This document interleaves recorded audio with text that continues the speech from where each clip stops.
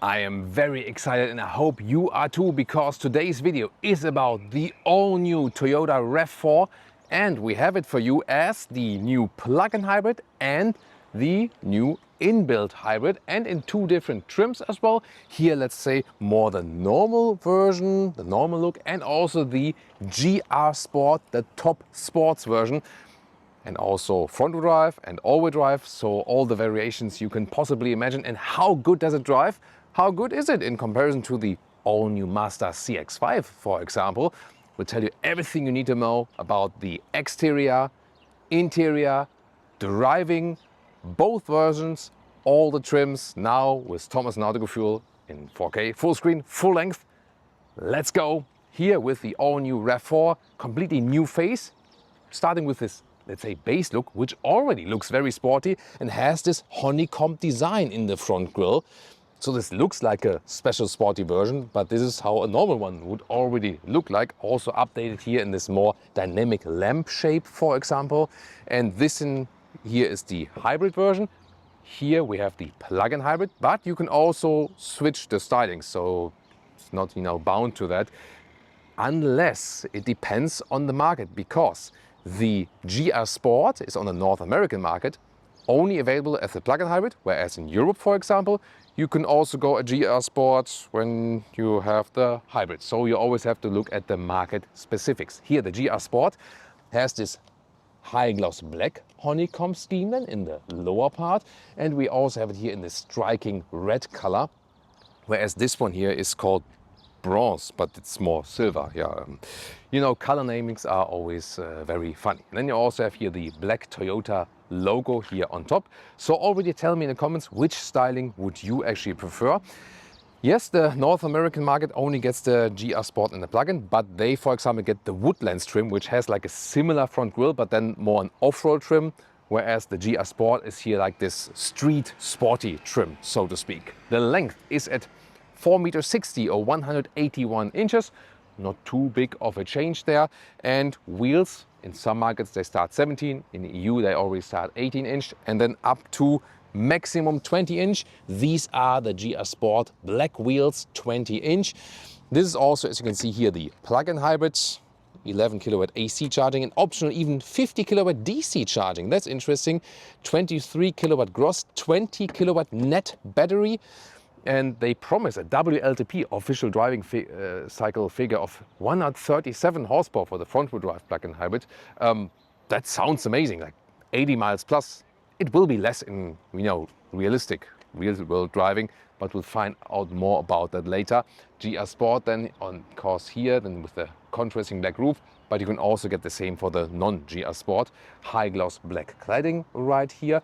And we'll soon also talk more about the engines and so on. Here in the rear, new tail lamp signature, very technology focused from the looks, and the lower part with more high gloss black. And here then the GR Sport badge and the plug-in hybrid badge, PHEV. The trunk, I can already tell you so far, here in the plug-in hybrid you lose a little bit of height. We'll soon take a look on the inside. And then with the normal hybrid, you can also see it right here. Even this one has like a high gloss black. This is not the base model.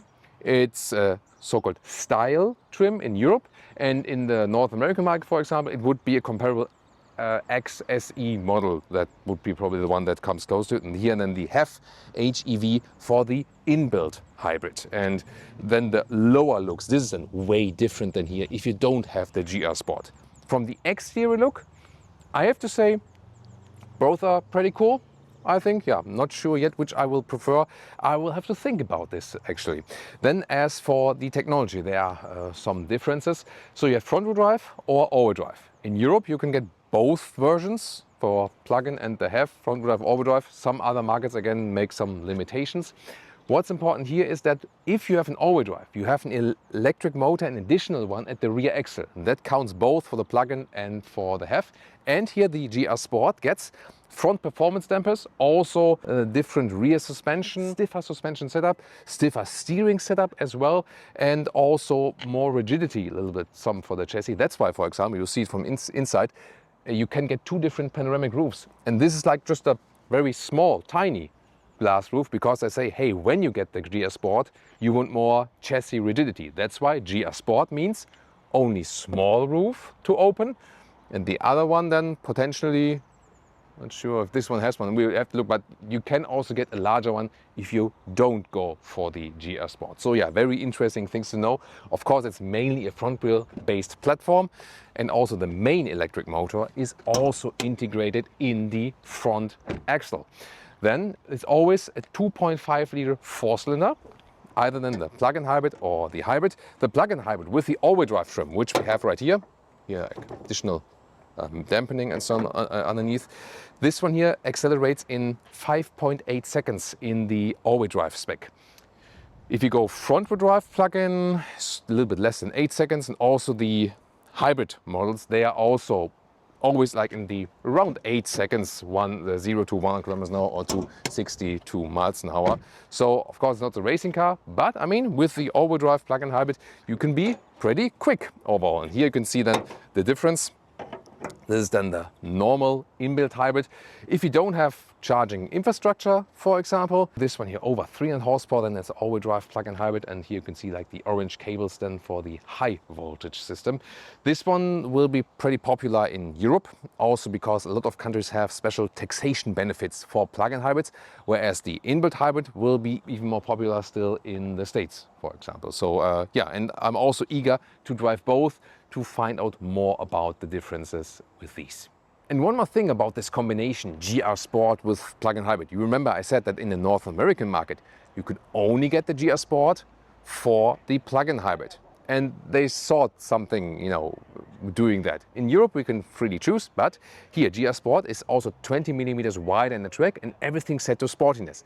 And the plug-in hybrid is 265 kilograms heavier than the inbuilt hybrid because of the battery, most obviously. And then they thought, hey, that might be a good combination when you have the GR Sport and a stiffer suspension. That should even out the extra weight from the additional plug-in hybrid high voltage battery that the car doesn't shake up, you know. So Toyota thinks of, hey, this is, let's say, like a recommended combination, plug-in hybrid and GR Sport. But if they are right with this recommendation, I'm here to find out. Here, by the way, lamination for the front side window in the plug-in hybrid. And while we're standing here at this different location with a beautiful view, you know, to the countryside here in Andalusia. So such a beautiful landscape here, and great people here as well. And here this avant-garde, the avant-garde bronze vehicle, which to me still looks silver, but still cool color, definitely. And the other was emotional red, by the way, in the GR Sport. So I want to add two personal notes to this review. So first of all, why is it to me so important? Because this is the most sold car in the world in 2025. And it has been a couple of times in the past years, and also by that as well, the most sold SUV in this world. And that's why this review and all these details matter to so many people. And that's why it was also so, or is still also so important to me. And that brings me also to the second aspect, is that I had a long talk with the chief engineer here of this vehicle here, and got to know and got the understanding of how much passion, how much effort they put here in these vehicles, and also to the details. And also this kind of Japanese culture of being thankful and being very diligent and also extremely polite. This really impressed me as well. That's why I also want to make a shout out for that. And that gives me also the impression that they also care about what's happening to the customer. And one detail I want to share with you as well, because I was talking to the chief engineer and I told him, like, wow, this, I can already tell that so far now, this drives so much better than the previous generation. Like, what did you do? Why is that? You know, and then he explained that they worked on the rigidity of the chassis. That's one, counts for all versions. And the second thing, counts for all versions as well. Here, the back wheel. When you are, let's say, in the left corner, then the car would do the move to the right, outside. But then the left wheel here behind is being like a little bit reduced in speed, so that pulls the car back again, and that's why the car is not shaking that much. And even Leah already told me that she was feeling that balance also especially as a passenger in our first driving test here today. So very crucial feature. And then of course with the GR Sport, with the sportier suspension, this effect might be even better, and we'll go into the details there very soon. And for me it was that I was showing the respect to Toyota, because in this week we could have potentially gone to 17 other possible car events, but we chose this one because it was so important to me. And Toyota was also so thankful for that. And they also showed their respect, actually, in spending a lot of time and also gathering all our feedback, asking us like what can still be improved with the vehicle. And that shows me again this work ethic and also this personality they put in this vehicle, and that also impressed me a lot. Welcome to the all-new interior, and very exciting, 2 different trims coming up right now. First of all, it's like the major thing, new large infotainment here, where you still have physical dials here, colder, warmer, and here also for the temperature. This, by the way, here the control for the fan speed. This is in the screen, but then here for the temperature, then you can at least hit these buttons. So I'm glad to have these still. Heated steering wheel would be here, for example, in the screen, and heated seats. And oh, wow, also cooled seats here. That is actually quite amazing. So that is cool. Glad to see that. And the base, the very base version, for example in North America, would also start with a smaller, like 10-inch screen. This is not available in Europe. And also then like mid-trims start directly with a 13-inch screen with the larger ones here. Soon also more to the digital instruments, which are also large and on the left side. Steering wheel is always animal skin material, as far as I know. Then here it's a little bit softer at the dashboard, for example. And design elements and functionality at the same time here, that you can activate the ESC, for example, or the Sport. ESC Sport basically, and the drive mode selector, and here EV mode is also here already for the HEV. And then these seats, they are very interesting. So this is the style trim level, or would be an XSE in North America. And there you have microfiber, a very beautiful one in gray, and it's also very soft, good quality, and also for the sit bones, it's actually quite light. So from the looks, these are actually my favorite ones, I have to say. And also the seating comfort in the sit bone area, these are probably the best seats to pick. There's one thing I don't quite understand, because the microfiber material is excellent. The rest is leatherette, so this is an animal-free seat. I would just here, because they have used the perforated leatherette right here, and I think it would have been good if this part here, where you sweat most basically, would also have been the microfiber, So I think that's would have been like a better idea. And even more important is that remark, because the seat cooling here, which is also offered for the seat, which is amazing, is here you can feel it. Here it gets ventilated and very cold, but not here in this area, not here, not here, but here again. So this and this part of the seat is cooled. It's a great luxury feature, don't get me wrong, So but of course, it would be a little bit better if this part, because this part is like we usually get hottest in your back, and then when it's not microfiber here and it's not cooled, then my argument gets maybe a little bit even more important. But then of course you have to think about okay, it's not this 100,000 euro luxury car, and then you start thinking, what can they spend on the seat? And this is already pretty cool to have seat ventilation in this vehicle, definitely, So, and then it would be even more cost if there would be more ventilators here and here, it's a very detailed observation. And then here, headroom 189, 602, still enough left. And this is the one with the closed roof. And as I said, there is a small, roof you can open, and also a bigger one. So both are actually available. Now, let's quickly hop over to the GR Sport. And now to the GR Sport trim. There are of course many more available, but just focusing on these 2 we have available today here. And the GR Sport seats are looking pretty cool with the red accentuations then black microfiber. However, I feel that this is it's stiffer, like the, how it's wrapped around the seat, it is stiffer, and that's why it's also a little bit harder in the sit bone area. What's good that they also have the microfiber here in the back part area, where the other one had the leatherette. However, since it was also cooled, it was actually fine. Does this one, for example, this one only has the seat heating, does not have the seat cooling. So indeed, it's also a nice seat, definitely, but because the other one is even, so I would test only this, I would say it's a comfortable seat, because the other one is even more comfortable. I would probably like prefer than the other one, like the gray microfiber in the style or XSE with the seat cooling. Yeah, even more comfortable, especially here in this sit bone area. But this one from the looks pretty cool. And then here we have in the GR Sport, this is manual then, this is the small roof you can actually open. Again, the explanation was that they say GR Sport, more chassis rigidity, and that's why they only allow the small roof right here.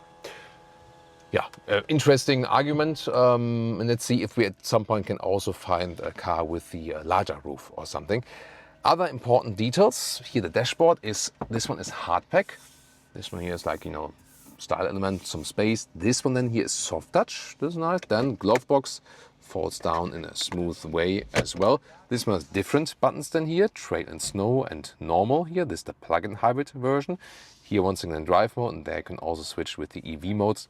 Usually let the car do its thing. Here, this is an inductive charging pad. It's not ventilated though, so the phone might overheat. But you can also charge USB. It's 15 watt only, however, so there are meanwhile also USB-C chargers with more power. Then this is the integrated shifting lever, same for the HEV and the plug-in hybrid, small integration.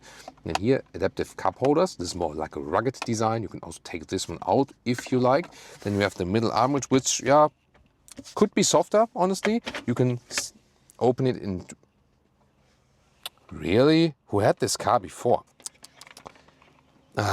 I hate stuff like that.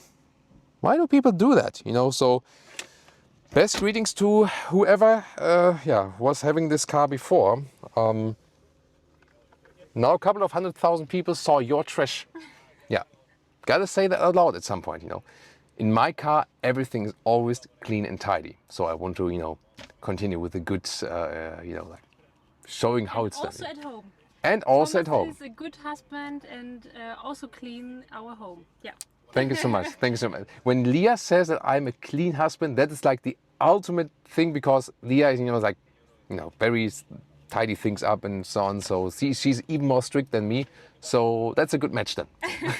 So, but this one here, you can also open to the other side. And now you maybe heard the strange sounds, because you can also take it out entirely and then just like throw it out. Yeah, I mean, you could theoretically drive like this, but here you can also flip it around like this. And then you, there we go. You have like an open tray and have some picnic in here. When it's a clean picnic, you know, and we don't leave trash in the car and so on, right? Maybe we can agree on that then. Here, by the way, we have the JBL sound system. It's an option, 9-speaker then. Then also the trunk is a little bit limited at the side, maybe, you know, that's one thing. And then here, steering wheel, GR Sport, also difference. Red contrast stitching on the inside, and then you have the perforation at the side. Say like for grabbing it, it's a little bit more comfortable and sporty at the same time when you have the perforations at the side. And what I also prefer here, but that's for all trims, we have still real buttons at the steering wheel to deactivate the lane keeping assist and so on. And here, left side, volume. And interesting to know is also here for the EU speed chime law, press this once and then this beep, beep, beep is gone. So Toyota has also introduced that now in the recent models, and that's very good. I always, by the way, put the dark mode in here. So this looks a little bit more sophisticated than for the GPS. And driver POV, here looking to the digital instruments. They are of course larger now. You can also here have the map on the inside. This is the car internal map.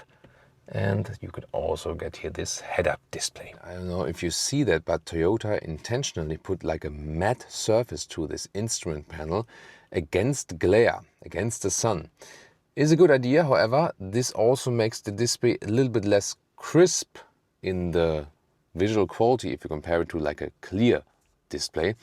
And it also seems that this matte display you may also see it right there maybe, it's like a dust magnet as well. This is here the Apple CarPlay integration. By the way, the cable connection is not here, it's not there.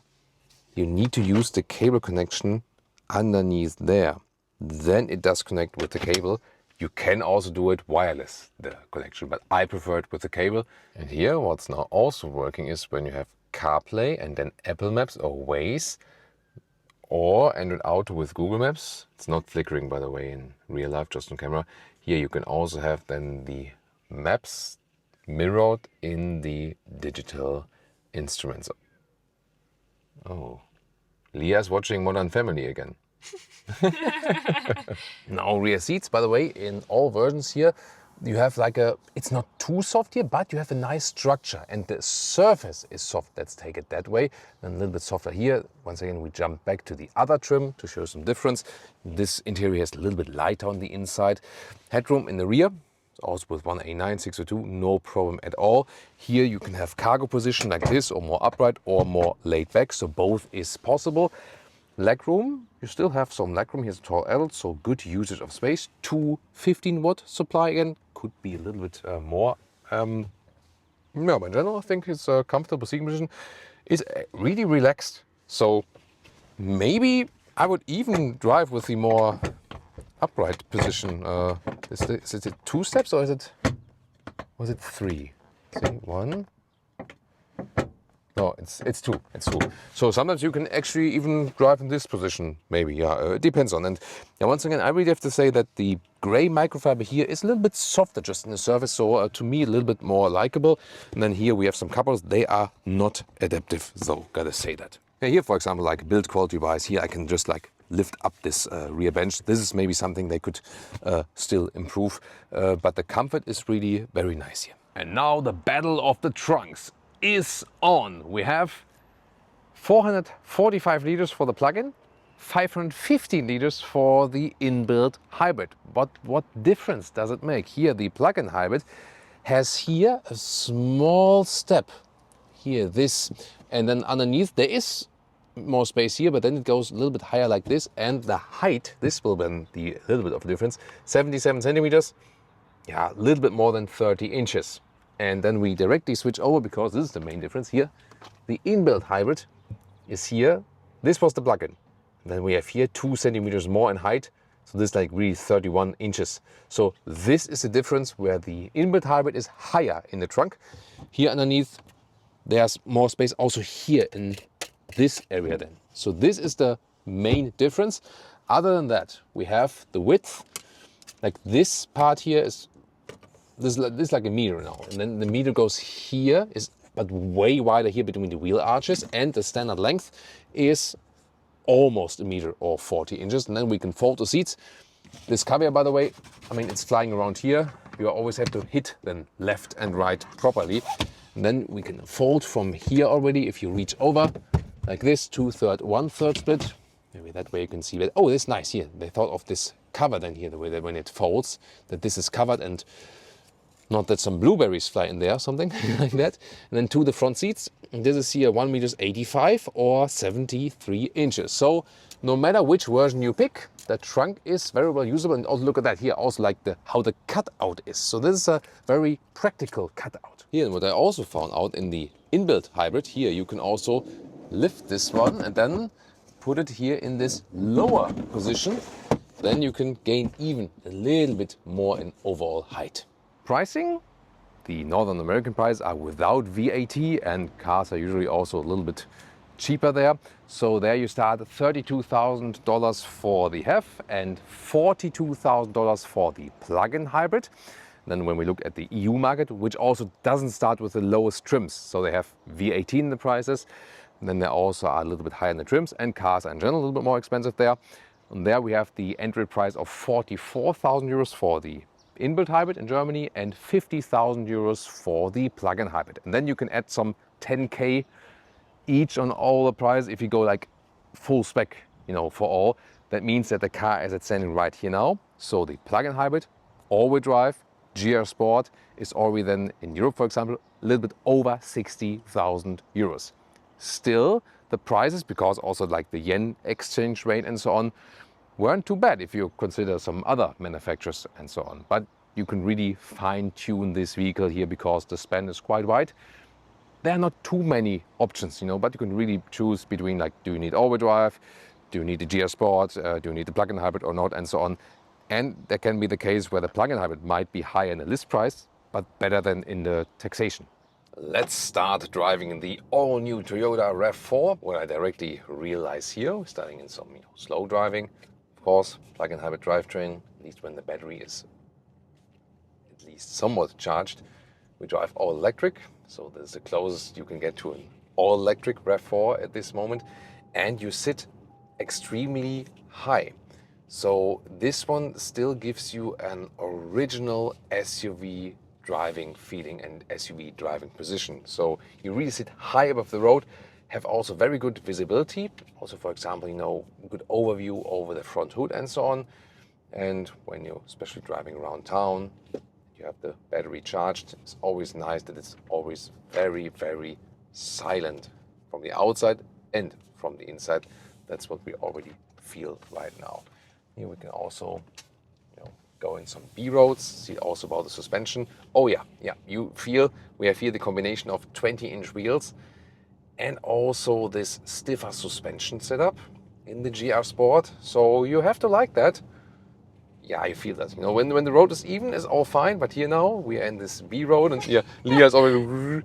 So this is a very good test. We can drive the very same road also with the non-GR Sport suspension to see the difference. Beautiful view here in southern Spain here today, and Andalusia. You have the right Spanish pronunciation. It's a nice bike they got there. Yeah, I'm also like a two-wheel drive fan, and this is a very good road here to test the suspension because it got a lot maybe like roots from the ground and so on. And there you feel that first good finding here. When you're often driving on bad roads, then the GR Sport suspension is definitely not ideal. It's better than to stick with the normal suspension. But the cool thing is you also have a good overview. That's why I can also imagine that going off-road is a very nice idea, and you can still do that with this vehicle, of course. You can very much fine-tune it also with the throttle here in the electric driving mode.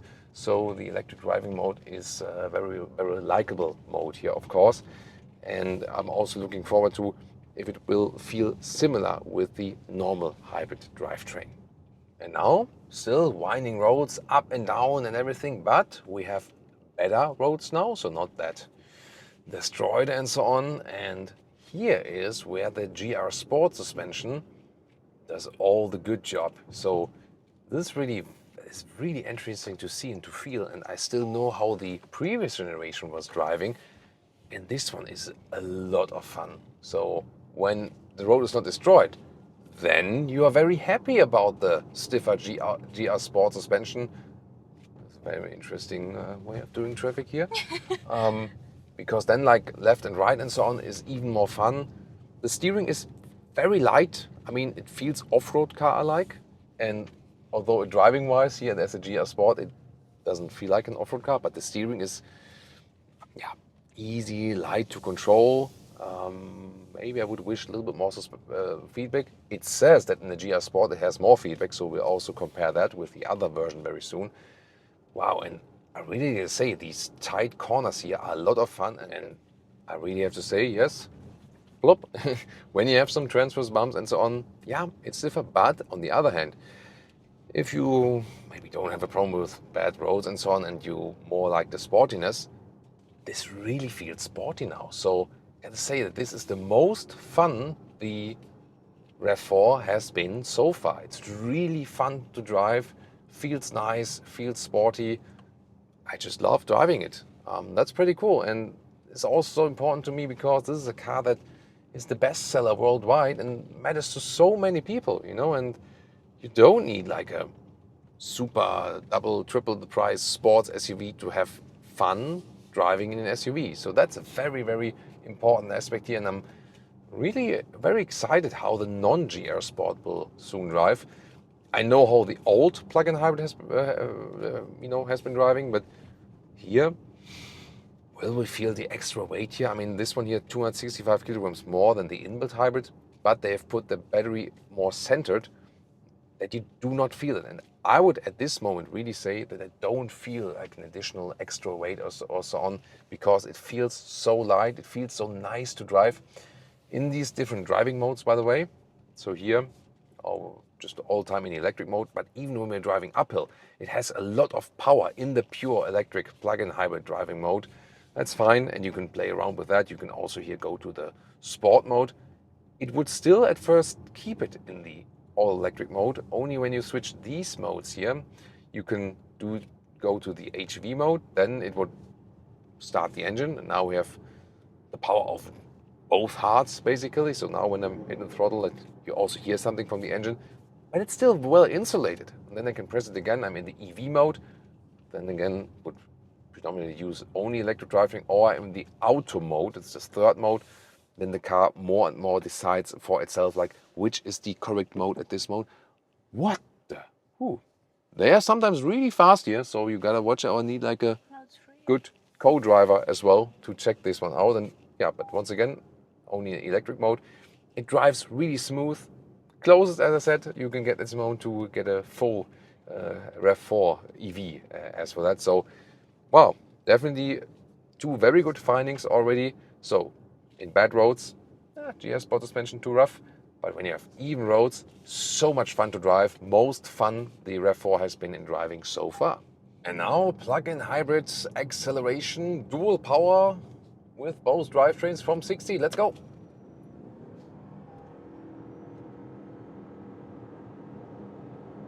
Plop.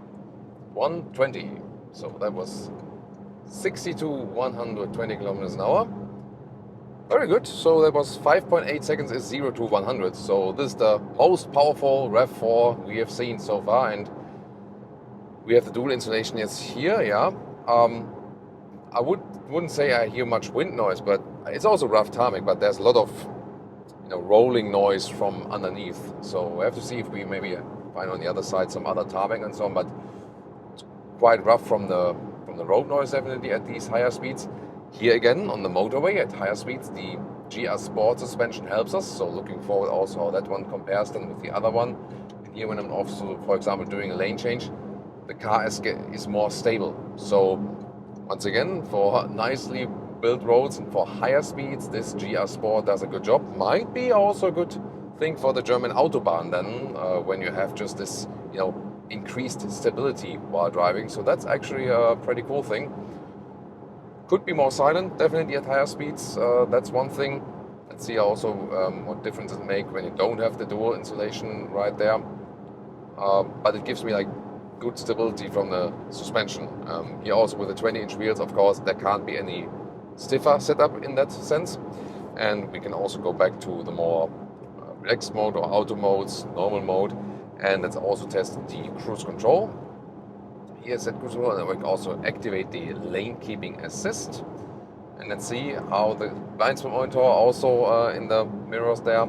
And then let's see, you can also set the speed more up and down. Now the motorway is doing like this slight right bend.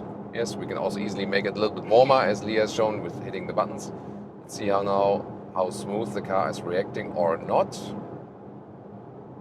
Yeah, some minor corrections here, but it's definitely way better than before. So they also made step up the game in the assistance systems. Let's see the transverse bump. Yeah, I mean there's a little bit back and forth from steering, but that's definitely a big improvement. So far so good. So also improvement, yeah, here a little bit back and forth, but definitely noticeable improvement here as for the assistance systems. So that's actually also a good thing.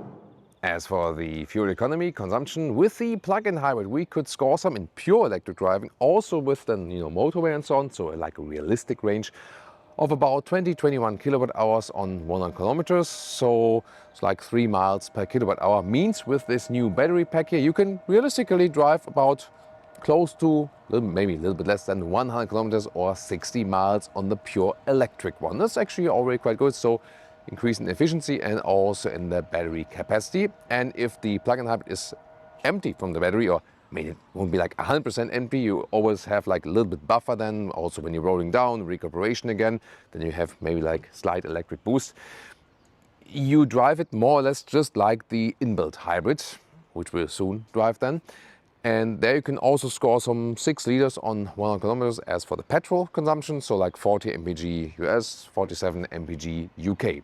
But now even more interesting, switching back, or to the other model then, away from the GR Sport, away from the plug-in hybrid with the non-GR Sport and the inbuilt hybrid. And did you notice? This one here, by the way, was not the car that we've been driving. This one is also an inbuilt hybrid, just with the GR Sport, which is available in Europe. So we're driving the hybrid very soon now, but not the GR Sport. Let's compare the suspension, the seating comfort, also the efficiency of the hybrid drivetrain, and how does it drive overall? Better or worse or same? Let's go. And now the full hybrid acceleration, sport mode.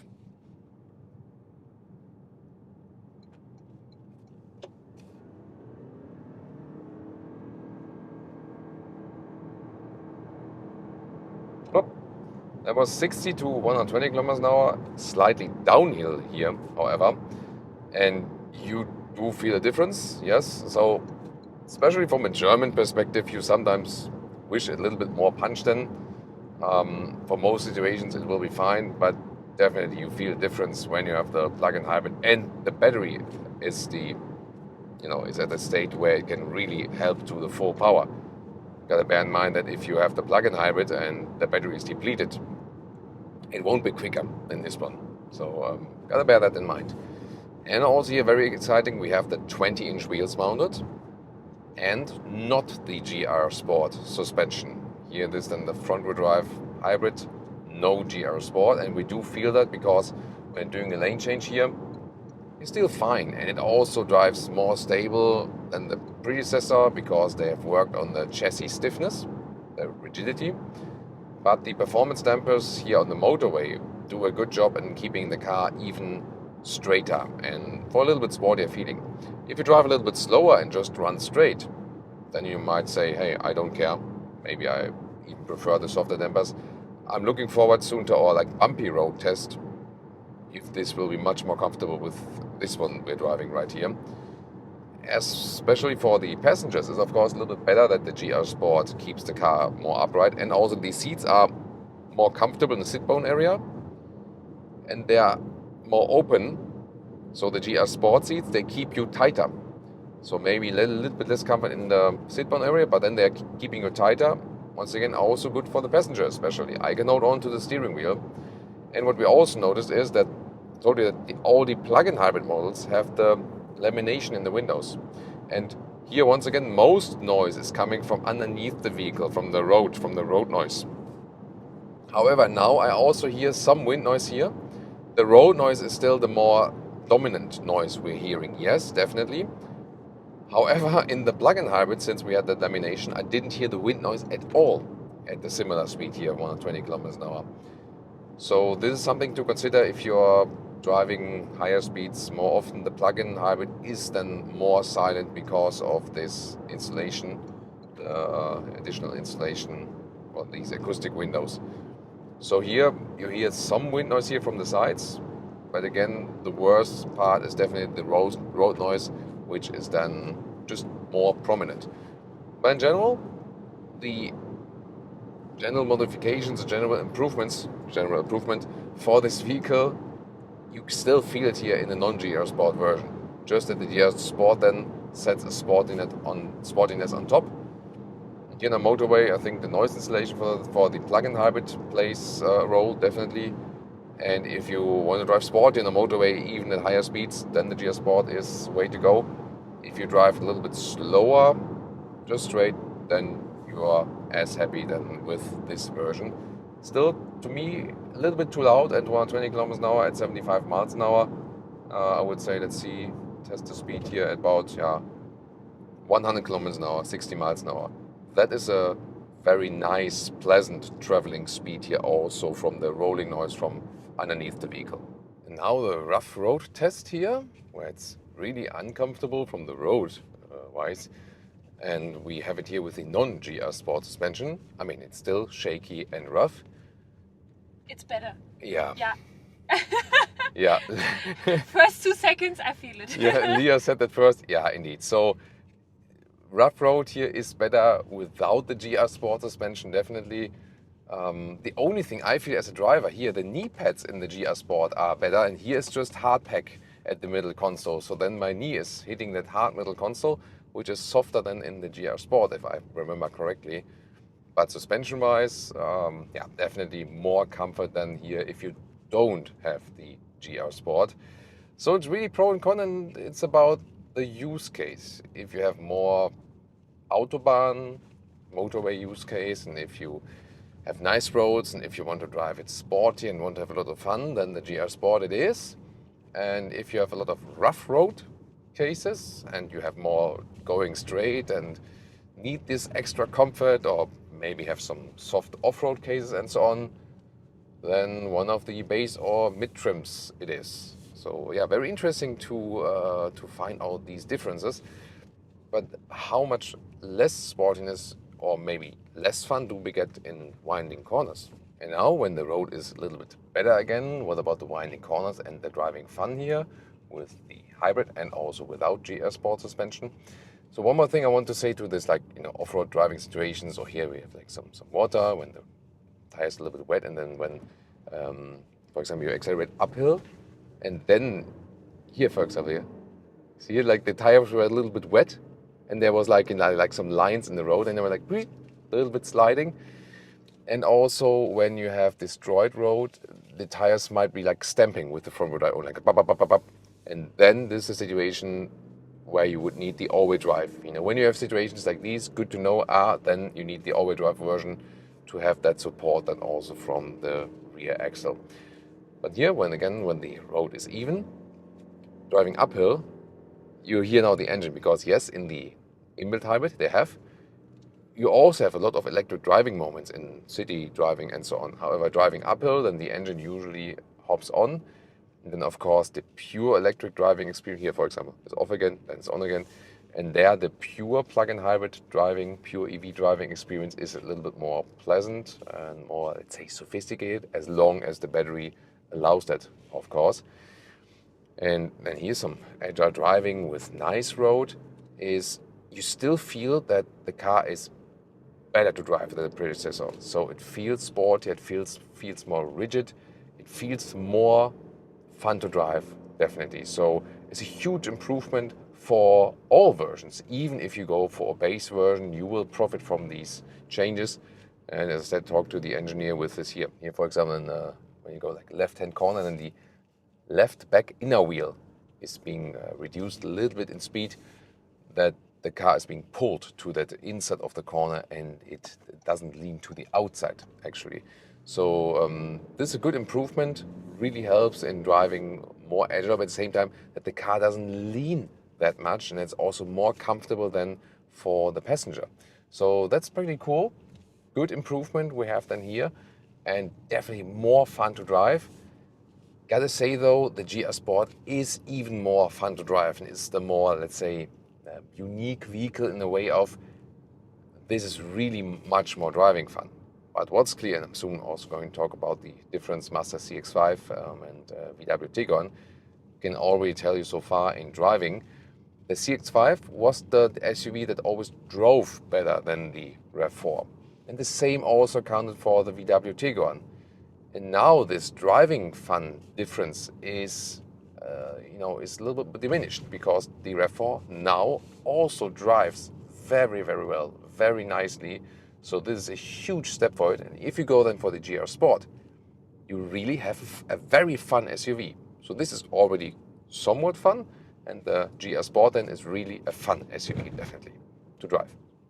And then the consumption fuel economy of the inbuilt hybrid is basically the same like you would drive the plug-in hybrid with depleted battery. About 6 liters on 1 kilometers, 40 mpg US, 47 mpg UK. So yeah, as efficient as ever.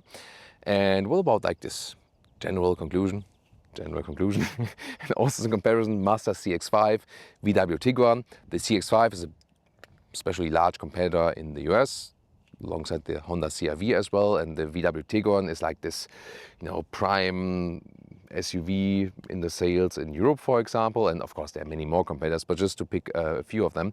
So I told you a little bit about it in the driving part already. The RAV4 was so far, like, it's always very efficient and it has a lot of space on the inside and it's reliable from the engines and so on. But it was never the car that you would pick because it's fun to drive. But now it is. And that's, I think, the crucial change with this generation here. So far, you would pick the CX-5 over the RAV4 or the Tiguan over the RAV4 because they were clearly more fun to drive. They're still fun to drive, and they have also good features. But this one now can really not only keep up in the GR Sport trim, where you do lose a little bit of comfort, yes, but it's so much fun to drive in the GR Sport trim. I was really amazed by that. Such a huge leap in comparison to the predecessor. And that's the cool thing here for the finding for today. Indeed, GR Sport with the performance dampers is the most fun version. You lose a little bit of comfort in rough roads, yes, but then again, it depends on what you really want. And if you have more soft off-road situations and so on, then you of course rather go not for the GR Sport version. And if you go for the plug-in hybrid or the inbuilt hybrid, might depend on taxation, might depend on entry price, what's then cheaper, with all things considered for you. The plug-in hybrid is of course more sophisticated because it can drive pure electric on a longer period of time, and they achieved also great efficiency in that respect there. So for us, for example, in Germany, we would go for the plug-in hybrid because even if it's higher in the entry price, when you count taxation into account, then it would still be cheaper to me, and I also have a little bit more sophisticated experience. But there are other markets that will appreciate the inbuilt hybrid more, and also, for example, if you don't have charging infrastructure. At the same time, the prices remained the same, or sometimes at some point even got lower because of the yen exchange price, for example. So this is then a very attractive offer. CX-5 is still a very attractive offer as well. In some aspects, it's also sometimes even cheaper. It depends on the market. For example, in Europe, then the CX-5 is a little bit cheaper as well. They both offer a lot of space. CX-5 has also gained in length. This one here has more real buttons, physical buttons on the interior than the CX-5 now. Strange things, right, that happened to Mazda. The VW Tiguan also has its strength. It's definitely more expensive, even especially in comparable trims. The 2-valve DCC dampers are also pretty cool, and there are certain interior details that are maybe a little bit more sophisticated than here. But the question is if you want to pay like a higher price for that, and definitely you don't have to go for a Tiguan now. If you want fun in driving, you can easily go for the RAV4. So to me, it's pretty clear why this one is the most sold car in the world, because it just delivers. It's also reliable. And by the way, they are also starting to, told me also as well, that they also increased the capacity of the 12-volt battery now a little bit, because there's this issue that when you have the full hybrids, like standing 3-4 weeks in the basement garage or something and then return again, that the 12-volt battery has a tendency to be depleted because of dark current. So they are working on this issue now as well, and hopefully it's already better than with this generation here. So that's also a side note. And second side note, this 45-watt charger USB in the front, you only get in one highest trim. All other have the 15-watt. That's another detailed side note. Yeah, but overall again, great performance. Really liked the driving here today, and I'm pretty sure it will continue its success. And now it's time to check out the competitor reviews.